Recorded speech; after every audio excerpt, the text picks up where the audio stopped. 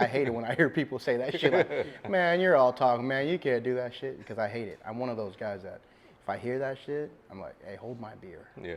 You know, watch me do this. Sit back and watch this. If I did this for the money, would've gave up long ago. It's the passion and the drive buried deep down in my soul. It's ambition, I'm too hungry, I ain't never getting full. On a mission, it's a battle, locked and loaded, bulletproof. All right, hey, what's up, guys? Welcome back to the MB Podcast. This is episode 6. And today we got a special guest. It was about a year ago. I told him we were going to start a podcast, and it's crazy. We finally got him in. Big dog. He's veteran, combat veteran. He's an entrepreneur. And we got Dison Ittu here today. What's up, brother? Hey, what's up, guys? I appreciate you guys having me. Thank you for coming, bro, for real. Thank you, guys. Hey, man. he lives all the way in Texas. Like we said, entrepreneur, running a trucking company and his own trucking company. So the Kngdom Trucking Company.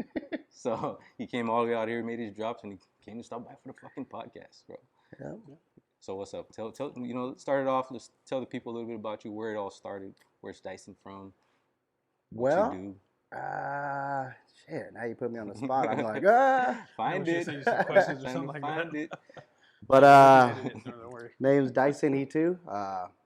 35 years old, like my boy AJ said, veteran. I was in for about 6 years, got out of the military, didn't really know what I wanted to do. Went to school.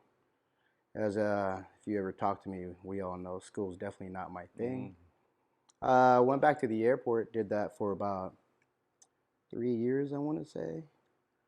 Got released there, but while I was at the airport, me and my brother were drinking one night. Yeah. Like how usually some of the best stories in life The start. best idea start that way.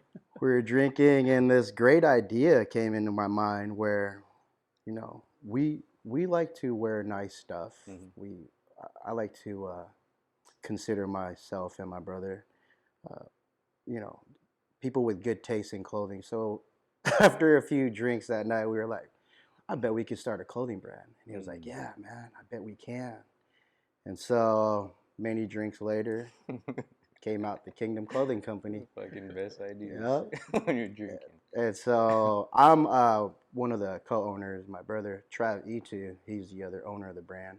A lot of people don't know this because he's a very quiet guy, very shy, keep to himself. But probably one of the most creative minds that I know. If this kid would just apply himself into a lot of things in life, probably be an astronaut. No shit. Not drinking with me, I'll tell you that. But we went official back in 2017, the Kngdom Klothing brand. But the idea was floating around in towards the end of 2016. And then 2017 is when we got the whole business license and everything all rolling and stuff. But what is it? It's been about 5 years and some change. I can't really say it's been easy, or you'd say that I'm bullshitting, because you guys obviously know that you guys are in the same on the same path as we are. But then again, I can't say it's too challenging, or you guys won't think that I'm able to handle a lot of high stress stuff. So it's been a little bit of both since the beginning of the whole clothing brand. If I could choose one word to describe this journey that we're on, I think blessing. It's been a blessing. You guys know how much work, time, commitment, dedication you got to put into this thing, because if you don't, and any one of those things are missing, you know your shit's not going to be what it is. People are going to see it. You know, people are going to call it. They're going to see it for what it is. Yeah. And we all have seen a lot of these local brands that have been popping up here and there, but the reason why a lot of them don't last is because they're missing one of those key factors in what it'll take for a clothing brand or to succeed in branding. And so I think if you want to do something like this, you got to be fucking nuts. Because a lot of people see like a lot of the end product, like shirts, like, oh man, I can do that. Not knowing everything behind the scene, what went towards making this one product. Like, there's a lot of hard work. It's a lot, But it's been a blessing. That's one thing that I can say about this whole journey. Bro, so I know, so you fucking started. I know we were looking at Dison stuff when we were already coming up with the idea, right? Like you were one of them that inspired us also, like the way you were going, and we saw the shit in the airport all the time. All the like, time. when we I were still see fucking it in working, there bro. to Yeah, this day, 'cause we I'm saw it still there. we saw it all the time. So like it was that same kind of inspiration. It's like, okay, we see this, and then we're starting our own thing. Hopefully one day we see our stuff in the airport while we're working there, because we're there at the same time you were there. But like why did you come up with the name Kingdom? Why is it Kingdom? I knew this question was going to come around, and so on my drive here, I was telling myself. You gotta kind of beef up the answer. On my drive here, I was like, man.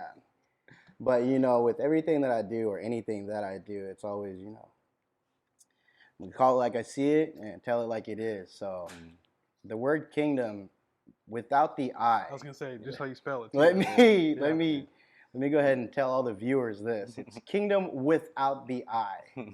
There's so many times they'll just, especially softball tournaments, which we'll get into later. Yeah. People will just be like, Kingdom, Kingdom. It's crazy because there's a lot of Kingdom brands too. Right. There's a lot with the I though. And so it's been an ongoing battle with trying to correct people. Even Dom was out there trying to correct people, like, hey, you spelled it wrong. Yeah.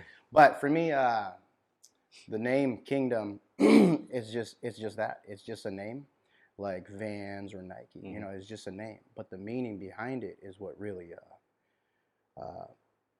means a lot to me. For me personally, the meaning behind Kingdom is unity and respect.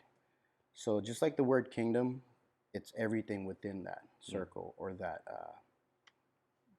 castle or area people live in. And it's to bring together or harbor people with same minds, same ideas, mutual respect. And so that's what kingdom means for me. It's to be able to bring in people, accept people, welcome people. It goes farther back to my upbringing and wanting to belong, especially in America. As a Pacific Islander, I believe we were first generation Kushan kids in Hawaii when we first moved there. My family moved us out there back in '92. And just the longing and the wanting to belong, to be a part of something was something that was missing in my life growing up, because regardless of being Pacific Islander or not, in Hawaii, it was what's your ethnicity, where you're actually from. Like, Pacific Islander is a large group of people, but then it's broken down to like subgroups. And in Hawaii growing up, being Micronesian, it wasn't easy, even back then, because you were judged, I want to say, even below like the groups that came to Hawaii before us. And so it just felt like we were left out as a group, because people looked down upon us. And so I wanted to incorporate that, not the negative side, but like the positive side of bringing people in, letting people feel welcome where they belong, where we all just respect each other and coexist. And so that's the meaning behind Kingdom, just feeling like you're welcome. And so our saying is, come as you are, because the idea is not to judge anybody by their differences. It's to accept everybody for their differences and learn and grow together and see what we can build from being different. It's always good to look outside the box, and a lot of people from different cultures, they bring that, and that's what America is about. And sometimes people forget that. And so that's what Kingdom. Sorry, I apologize for that long explanation. I didn't know how else to say it, but it comes from somewhere. Right. It comes from somewhere deeper than just a fucking name, bro. Right.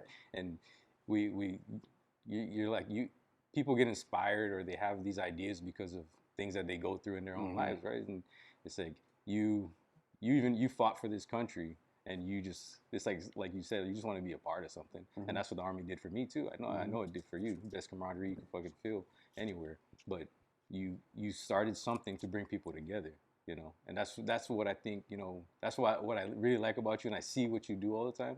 And it's like you do so much for the Costa Rican community, man. Like I fucking see you sending school bags and shit back home, and for the kids, taking care of people. And then you take care of your people that are out here. It doesn't matter if they're in the same city as you or nothing. You do everything to take care of everybody else, you know, and put your people on the map. I mean, people can say that you started Kngdom for, you know, the Micronesian community, but like you just said, it's all unity, making everybody feel like they're part of something, you know. Yeah. And we did this, like we basically try to do the same thing. You know, it's not easy to tell everybody, all right, we have this one brand for all of us. We know the truth about how people feel about that, you know. But we're gonna do it either way, you know. The people come along, they come along. If not, they don't, right? Right. But like you're inspiring people with what you're doing, you know, regardless of, you know, what, you know, how you may think it might go, but you're just pushing along, you're just going with it because that's what you believe, that's what you went through.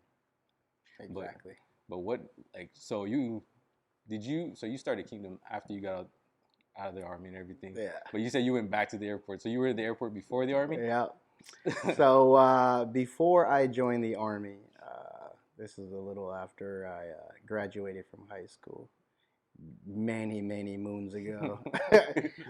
Back in, I think the first time I worked at the airport was back in 2000. I want to say roughly 2006. So I graduated in 05.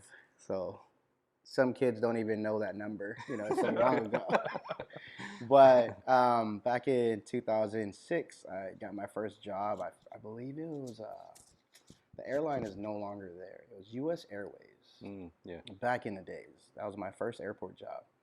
And then I left them to go work for Menzies because Menzies was like the thing that was popping off at the time because Alaska brought in a subcontractor to do all their ramp stuff. And so I went and worked for Menzies for, I want to say, 2 years before they released me.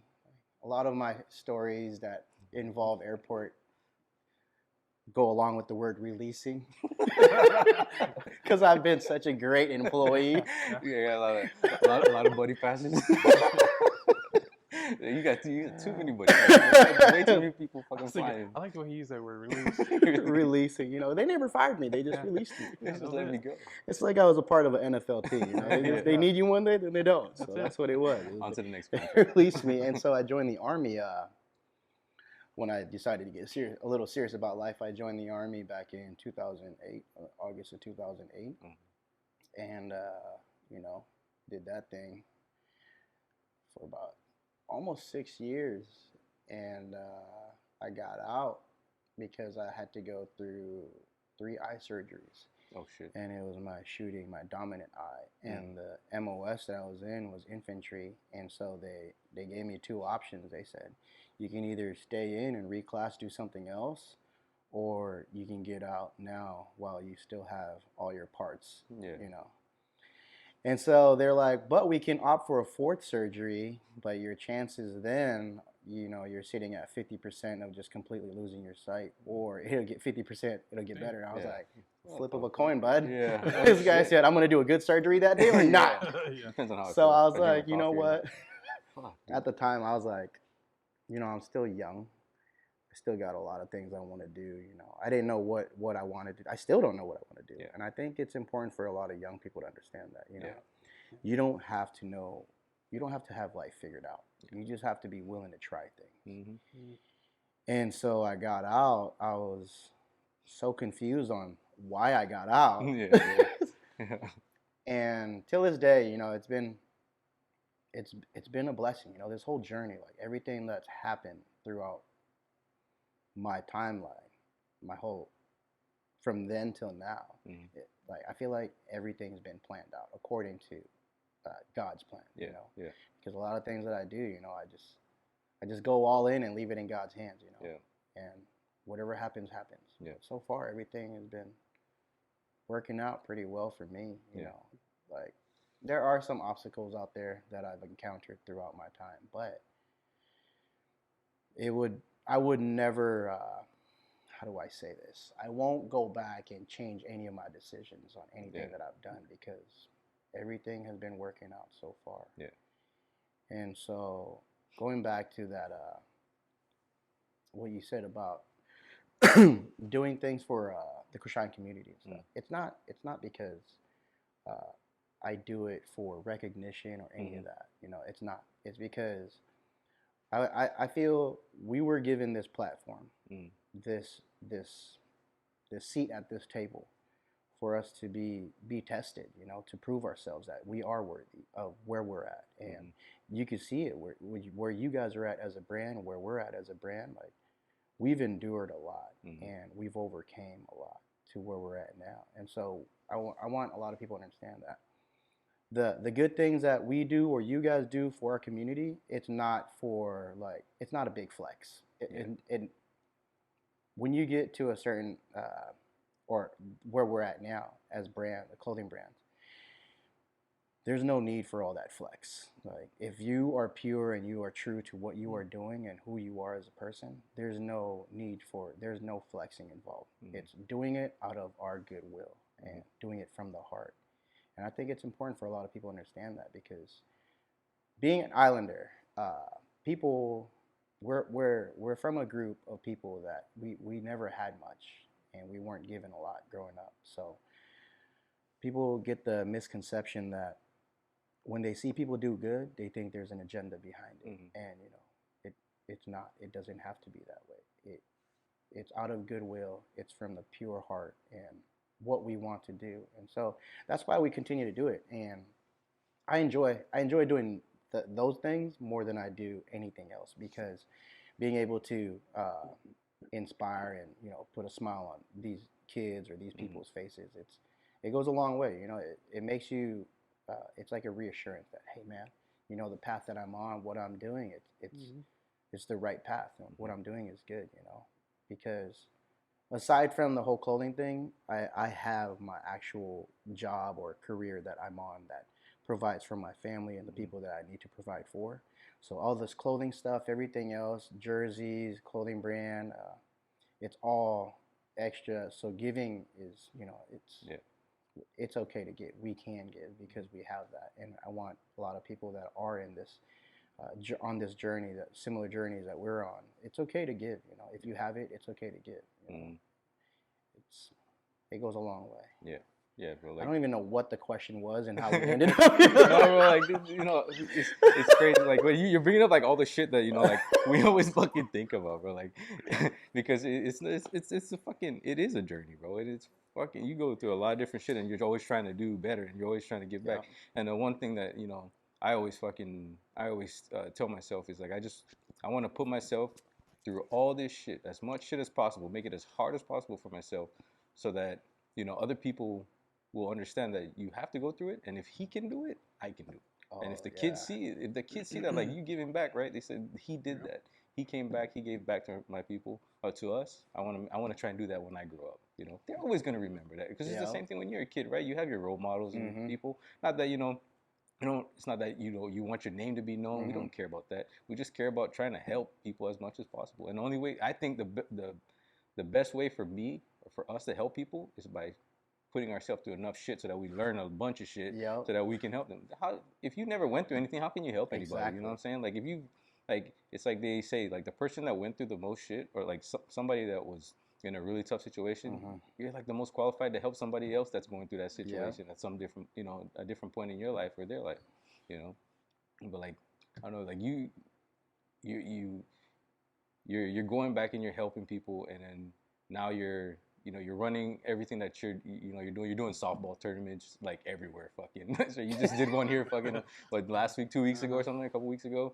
You're doing jerseys for everybody. And what's next, man? Like, you got all these different things going on, but like you said, I know that's just part of the things, the stuff that you like doing, and you just to help out and stuff. But what's the plan with the whole softball thing and all that stuff?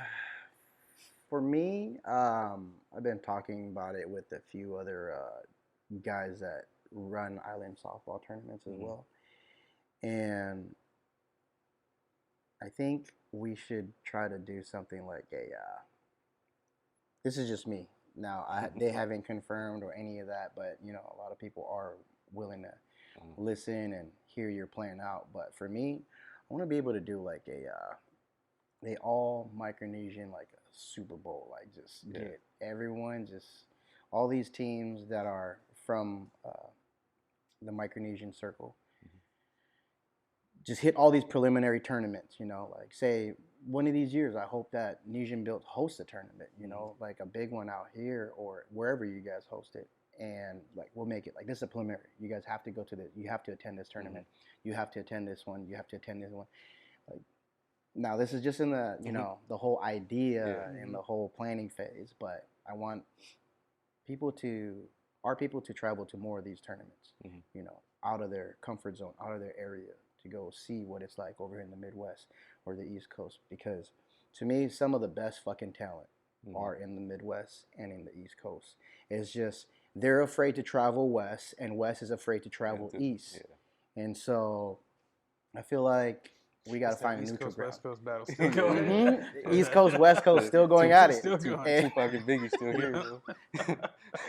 and that's what it is, man. Like, Like the tournament that we hosted a couple weeks ago, like some of the best West Coast teams were there. Like some of the best, the most talented West Coast teams were there. Like they were stacked up, ready to fucking rock. And the Midwest and the East Coast teams didn't show because, you know, they're not going to travel all the way out here and not know, you know. Of course, they're going to question, like, why would we go out there? Like, what's out there? Why should we do that? And so they saw how this event went, and now they're like, okay, next year, you know, we'll come back. And so I've heard that a lot of times. So I was like, okay, you know what? We're going to pick a neutral ground. And so Texas I think, is as neutral as it gets. East, West meet in the South. And so I have a tournament that we're hosting in May next year, and I'm hoping that the Midwest and the East Coast teams will show up along with a few of the best West Coast teams, and we'll just battle it out down there. But going back to what I was saying was I hope that we could do like a Micronesian softball Super Bowl. Like just gather all the best teams. And I think, you know, we can make it happen where we say, hey, you have to go to this tournament. Or you guys have to go. You have to hit up these 4 tournaments out of the year to be able to make it to this big one. Like qualifiers, basically. Qualifiers. Yeah. That's a great word. Why didn't I think of that? That's basically Look how at this man with all these big words.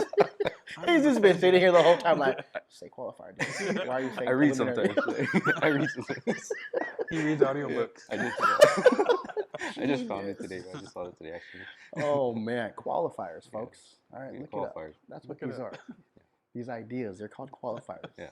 AJ, if you want to know a word, ask AJ. He knows all these big words. But yeah, you know, like I want it to lead to that point where that's all people look forward to. These 4 big tournaments and then the biggest one. Yeah. But it's like so we can crown like island worlds, bro. Right? But they don't have qualifiers for it though, huh? Right, I right. think they just go. I've never been to these worlds tournaments that people talk about. And anything that has to do with like worlds or the word sanction, I feel like there's a lot of rules and unhappy teams, like super serious teams. Like, anytime there's a word sanction or like worlds, I already picture like the super angry guy that gets mad, slams his bat when he pops up to first. Like I was never fond of like tournaments like that. Like people who are like so super serious. And that's why like we always make it where it's like 2 non-islanders. Only 2 guys on your team can be super mad. Everybody else just there to be there. And so that's my goal. Like that's my plan on where I want the whole softball thing to lead to. And I'm like the least experienced person to host these tournaments. I think people just keep showing up every year because they're like, this guy doesn't know what he's fucking doing, but he sure has a lot of fun doing it. And so these people just get tricked every year to keep coming back. They're like, that guy has no idea what he's doing, but he's a lot of fun. And you know, that's what I'm about. You're about to be the most experienced though, and you're still having fun doing it. Oh man, I remember you guys showed up to year 1, and if you guys would have been sitting at my tent, the main tent in year 1. Oh, no. I had no idea what was going on. I was just like, weeks before that tournament, I was like, I'm going to watch these YouTube videos on how to do a bracket. And hopefully I know what I'm doing. And so you never think about what really goes into this whole tournament until you actually kick off a tournament. Because all I thought leading up to that moment was, all right, all I got to do is just put this team here, and it can't be that hard. You don't think about like what happens when games fall behind, or what happens when Oh, angry yeah. women teams come and ask you questions that you don't have the answer. It was the most stressful situation. Yeah. Like running that year one tournament was probably more stressful than any military training or deployment I've ever had in my life. Like it was like, hold on, hold on, I don't have the answer. Hold on, let me get some. Yeah. And when people see, I feel like year one, when people see that, they're like, when they see you as a brand new host, like just not knowing what you're doing, they're gonna come and ask you questions that they know you don't have the answers Yeah, to. they're testing you. Yeah. And so it was just the most stressful situation, but overcoming and enduring, man. Yeah. And that's what led to year three. And I don't know why people keep showing up to these tournaments. Okay, you're getting more and more fucking people. It's not even I'm like tricking more and more of you. So like, all your money over here. I'm trying to figure out what I'm gonna do with all this shit. That's crazy. The funny thing is, like a lot of tournaments that I host, I don't ever walk away with money. Like, Yeah. it's always like maybe a couple $100. Like, I think it was year two that I went negative as shit because the parks didn't turn on the lights, and so I had to refund some of the teams that made it to like the semis and finals. I remember. And it was just like a super. Year one was super stressful because I didn't know what the fuck I was doing.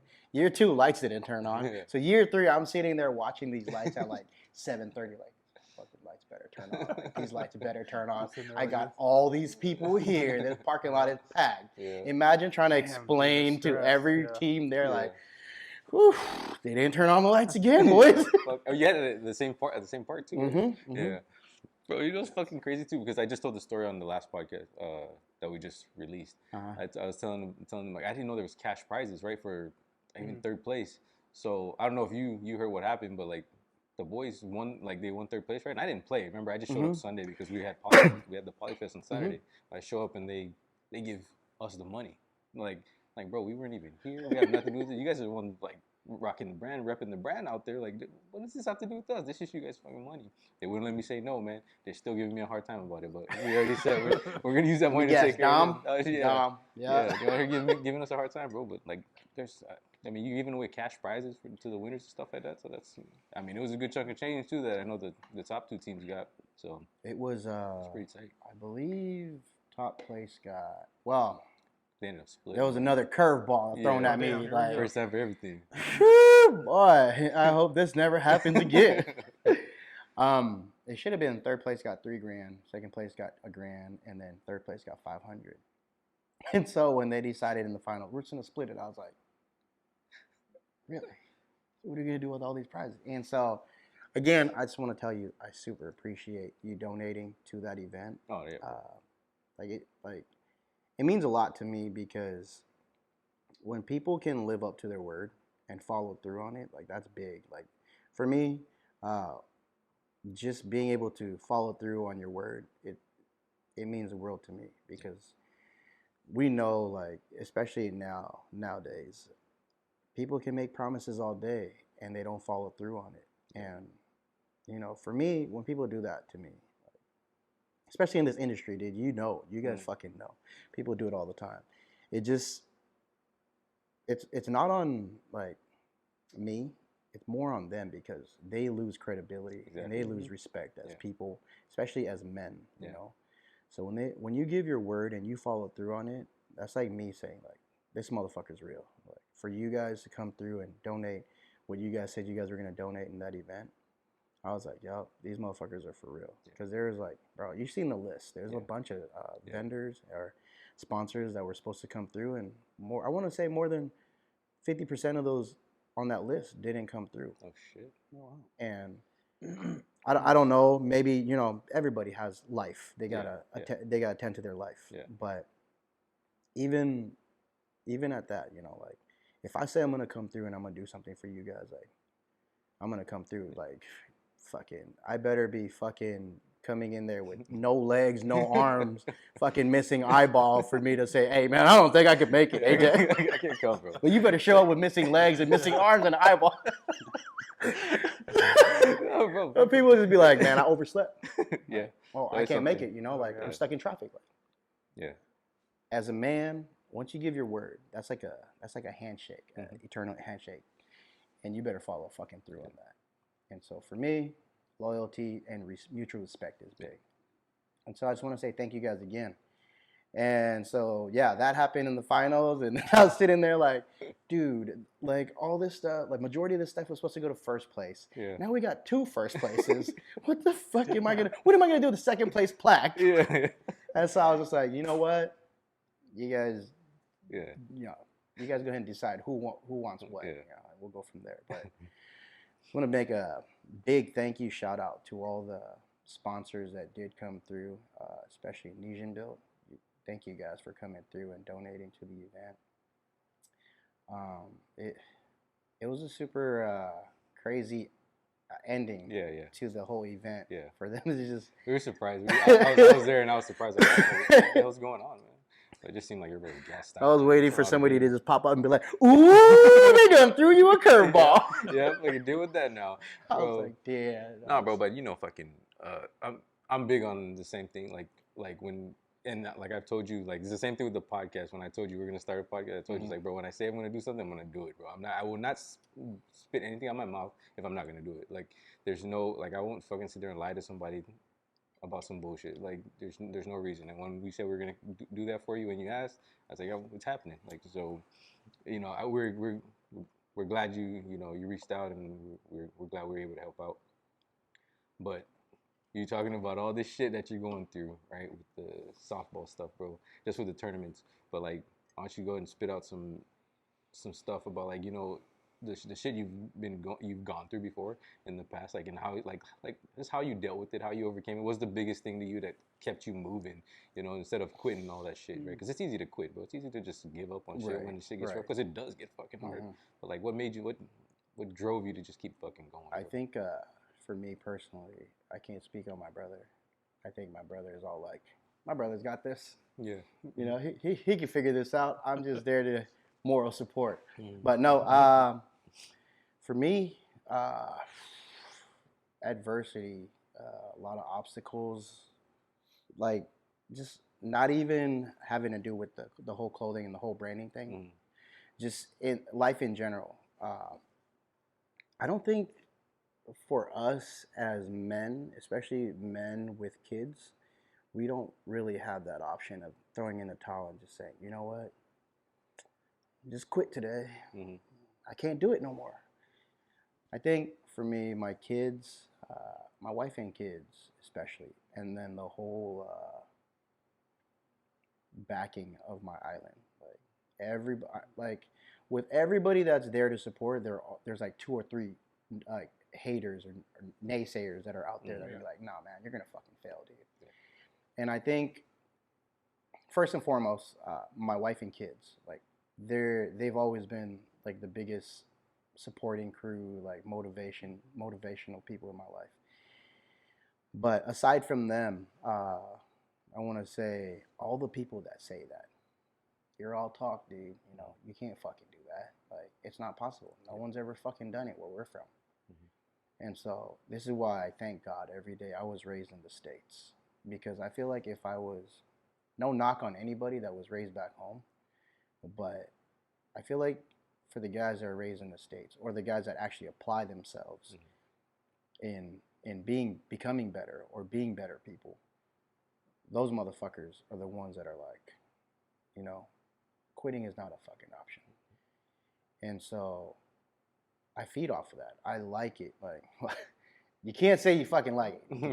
That's a fucking lie. Yeah. Like, I hate it. I hate it when I hear people say that shit. Like, man, you're all talking, man. You can't do that shit, because I hate it. I'm one of those guys that if I hear that shit, I'm like, hey, hold my beer. Yeah. You know, watch me do this. Sit back and watch this. Enjoy this fucking show right now. And so I do it because so many people growing up have always counted me out. Back growing up in Hawaii, just being Micronesian, you know, that was already a fucking knock on my game. And so I had to work almost 2-3 times as harder compared to the next guy next to me. Quitting was never a fucking option. and it still isn't because I have so many people. Well, now it's magnified. Like it's You like, got even more like people on the journey. you can't even think about that word now. Like if you do it now, people are gonna be like, "I knew it, I knew it." They're gonna be at my house the next day that I quit. I call it like As just soon as it happens. as soon as I call it quit, they're gonna be at my house the next day at my doorstep. I fucking knew it, dude. I knew it. I knew you couldn't make it. Like no matter how long like you go on this journey, you could go on this journey for 15, 20 years of your life. Like just grinding your ass off, doing everything that you can to succeed. But the one day that you slip up and you decide to throw in the towel, they'll be there. I know you said you were going to make it back in 1986. It's 2026, loser. And so I feed off of that shit. You know, I never want people to get the better part of me. For them to just be satisfied with me failing. Like, it's going to be a long road, folks. I'll tell you that right now. I don't plan on throwing in this towel. And when I'm done, my kids are going to come into this role, you know? Like, I just want to be a good example for not only my kids, but like a lot of the younger generation back home, because a lot of us never had that, I guess, somebody in this position so outspoken, so outgoing, because everything that I am is pretty much the total opposite of what a Kushian man should be. I know that because I grew up with a lot of these Kushian men, uncles, friends, even my father. And they're so, what is that word, AJ, where they keep it conservative? Yeah, they're so keep to themselves, so conservative. And because they're very traditional. And that's like, I think tradition is a double-edged sword. Like a lot of us growing up, you know, it's like we're hard on our tradition because we want to keep it alive, keep it going forward. But at the same time, it holds us back from our true potential of just fucking going all out and being who we are meant to be. And so a lot of the things that I do is to become to be a positive role model for a lot of these kids and show them that, hey, you know, it's okay. It's okay to be different. It's okay to think different. It's okay to act different. You know, being with your friends is all cool and all, but you have to learn to be outside of that. You know, just go and just venture off and fucking just go all in. Fail as much as you can. Like, learn from it, because failure without, you know, learning from that lesson is just failure. But if you take it in and you learn from it, it becomes experience and becomes something so much more valuable. Because if you take that into consideration moving forward for the rest of your life, you'll never fucking fail. Lesson to you kids. I've never failed. They were just hard experiences. But yeah. Quote of the day. Yeah. I've never failed. They were just hard experiences. Never failed, not once. But yeah, you know, just people saying that I can't do certain things, or people that just counted me out from the get-go. Those are the ones that, they're the ones that really created this thing that's sitting in front of you now. Like, taking all that shit, and I'm still, you know, still pushing that boundary, still pushing those limits. Yeah, dude, you know, it's crazy because like, it's like I feel like people, like, when you're on this side of it and you know, you're doing something like this, like trying to really grow a clothing brand and stuff like that. You know, you have people that you know, like you've known for so long, and you know they don't support you, and they're literally waiting for you to fall. But like they think you don't know that, right? And it's like it's funny, but it's like, you know, the energy. Like I'm really big on this, especially. It's like the energy that you're putting out, waiting for me to fall, is wasted energy, my dude. Exactly. Like, it's wasted energy. Like this train's gonna keep going, and the people that I bring along with me and with us, it's about to be crazy, because ain't nothing but positive fucking lives and positive vibes going on here, and we're not gonna, all that shit that you're feeling that you want to, you know, shoot towards us, it's not coming this way, you know. Exactly. And it's great because you turn that all that negative shit that, you know, people were trying to dish out on you, you just turn into fucking positive energy, positive production. You know, you just do shit about it. You know, it's just watch me do it. Just watch me. You know, it's not even like a it's not like a fucking revenge thing. It's nothing like that. It's just like, just watch me. Just watch me. You know, and it's fucking crazy, bro. I don't know why people are like that, but it is what it is. You know, It's very for common. everybody. They're projecting their own kind of flaws and stuff on Yeah. you. That's why. Yeah. But that's one of those things where you really have to learn how to handle, because one turn the wrong way, and it can really turn your whole whatever you're trying to put out there could turn real quick like that. You just handling yourself the right way is very important, I say. But you were talking about what do you call that? Like being a role model, and then the traditional stuff like that, and it's crazy because I feel the same. I really feel the same way, bro. Like I know I'm not a typical Chamorro man, bro. Like I know that, and I'm okay with that. Yeah. But guess what's still in my bloodline? Chamorro. So Exactly. Me being different, you can't take that away from me. I was the black guy when I was in Saipan. Like you think nobody dropped the N-bomb? Like I was called the N-word more back in Saipan than I've ever been called out here. And like it is what it is. I'm different.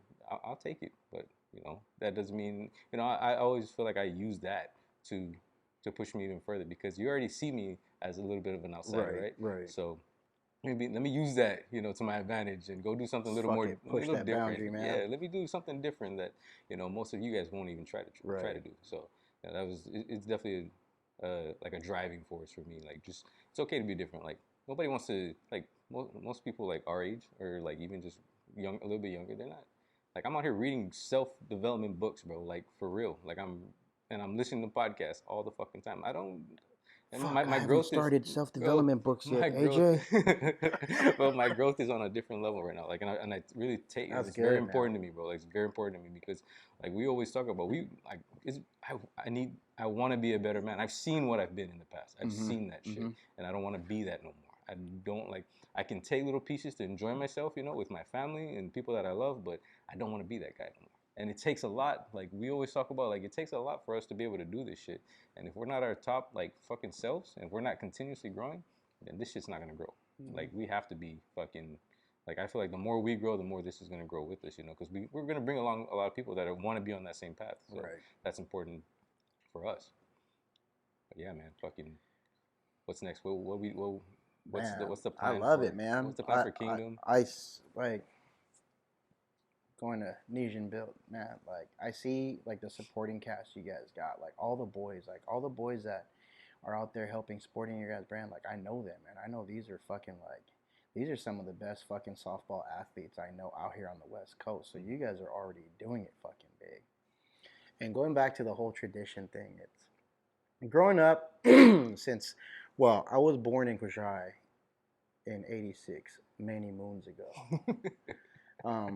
And then my parents moved out to Hawaii before they moved me and all my siblings out there. And so they moved to Hawaii to get that, like a lot of island families, they move off the island for better opportunities. And so my parents moved to Hawaii back in, I forget, but all I know is they moved us to Hawaii in '92, and it was the biggest like culture shock for me. Like I was like, whoa, what is all these tall building things? Like it was huge. And I think I didn't speak any English whatsoever. And so like moving there, like I spoke zero English whatsoever. The only English like phrase or words that I knew was off of Home Alone 1. Yeah.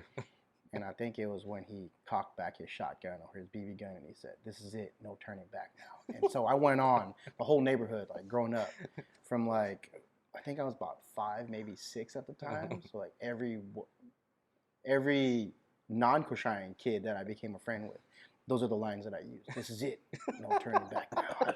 Like that's all I said. Like I didn't know. And then the typical yes and no. Yeah. But other than that, like anything beyond that was just like, whew, like too far beyond for me. But the whole growing up in Hawaii, like it was the best time of my life and almost the worst time of my life, because as an islander, you almost get this narrow vision, tunnel vision. Like you already know where you're headed. Like you already see who you're gonna hang out with, where you're gonna end up working, and what your life is gonna be. Yeah. And that's what it was like in Hawaii. Like I was even like even when I was in high school, like I already had that tunnel vision, and that's like, I feel like a lot of kids, Islander kids, Micronesian kids, like growing up in Hawaii, like they have that vision already. Like, I'm gonna go to high school, I'm gonna graduate, I'm gonna go work at Duke's Kitchen because that was like one of the more popular restaurants in Hawaii that all the Koshans worked at, or all these buffets or anything in Waikiki. Like that's you already knew where your life was headed. Yeah. Not necessarily where it was destined, but this is where that path. And so growing up in Hawaii, I was so glad that I got in trouble with the law because if I never got, the way I look at it is, if I never would have got in trouble, I did some time in juvie when I was in Hawaii. I got locked up in high school for armed robbery. And so, Turning back. my track record gets even better when I moved to Seattle. Oh shit. So, I'm gonna come back to this. There's a lesson to be learned here, kids. So when I was in high school, I got expelled for armed robbery at school.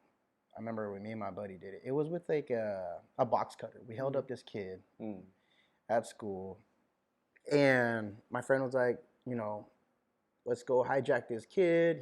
He's rich. He's got money. The day it happens, and I'm like, heck yeah, we're gonna get at least $100. We're gonna go to Alawai Shopping Center. Like $100 is like, whoo, we're set, bro. We're gonna live off of this for the rest of our life. And the day we go to do it, this kid had a measly $1 bill in his wallet. Fuck. And so we took it. The next day we come back to school, bro. The cops were all up in the school, and I was like, I wonder what they're here for. Oh shit. Not realizing they were there for me and my little box cutter. Yeah. You walked right into it. Yep. And so I got expelled. Well, I got suspended for like a few months, and then it just led to me just being expelled. And so the reason why I say I'm glad that I got in trouble is because it almost broke that routine, that chain of what my life could have been if I never would have got in trouble. Because I got in trouble. My parents immediately thought, all right, fuck that. We're moving off this island. This kid is obviously not heading in the right direction. Yeah. He's heading in the same direction all his buddies that are on drugs, robbing people, doing all this cool kid stuff. And so they moved to Seattle. And so we moved out in Seattle back in 2002. The reason why I want to talk about these things is because looking back at my life now, I'm glad I had to, like, I feel bad for all the people that I hurt. Like, those are probably the only regrets. If I could take those back, I'd take it back, and I would not hurt these people. But, you know, the path that I was headed as a kid growing up, looking back at it now, it's like, now I've already lived that life. I knew who I was. I knew what I did, you know. It helped mold me and change me to the person I am today. Because I feel like if you never go through those, like you said earlier, you know, if you never go through these experiences, you never experience tough times, these hardships, you never know when the shit's going to hit the fan and how you're going to react to it. And so looking back, I want to tell all the kids that are watching, you know, it's okay to go through the darkness, you know, because at the end, hopefully there is that end. There's that light for you to look back at your life and say, you know, I know who I was. Now I know who I want to be, who I want to become. You know, so it's important. Like, I'm glad you brought that up. You know, it's important for you to understand who you were before, to know who you want to become. And so yeah, I don't even know why we started talking about that, but here we are again. Brought it back. Look at AJ just throwing curveballs out. I fucking love it, bro. I fucking love it. No, bro, fucking it's like anything. Like you really can't. You can't be good at anything. You can't be great at anything if it came easy. There's no way in hell. Like it never comes easy if it's worthwhile, if it's better than most, you know. That 1% of the richest people, the wealthiest, most successful, they're there because they went through the most shit, you know. They went through all the experiences. It's not because shit was just handed to them, you know. It never works that way. And the people that decide, you know, I want to make this change and I want to do better, after seeing the bad side, you know, sometimes it just takes just seeing that shit, or sometimes you don't even have to go through it. Or there's something, like I remember growing up back in Saipan too, is I saw a lot of people get fucked up, and I didn't need to do it to find out what it felt like too. I already fucking saw the result. Yeah, I already saw what the result was. There's no point in me doing it too, especially like if it's that's the group I'm part of, right? So it's just that like peer pressure, man. It's a fucking thing. Yeah, it man. is. Yeah, It'll yeah. get you, man. That's facts, bro. Like, And I dude. still hang out with some of these guys. I look back and go, man, I don't even know why we became friends. Like, what do you offer me?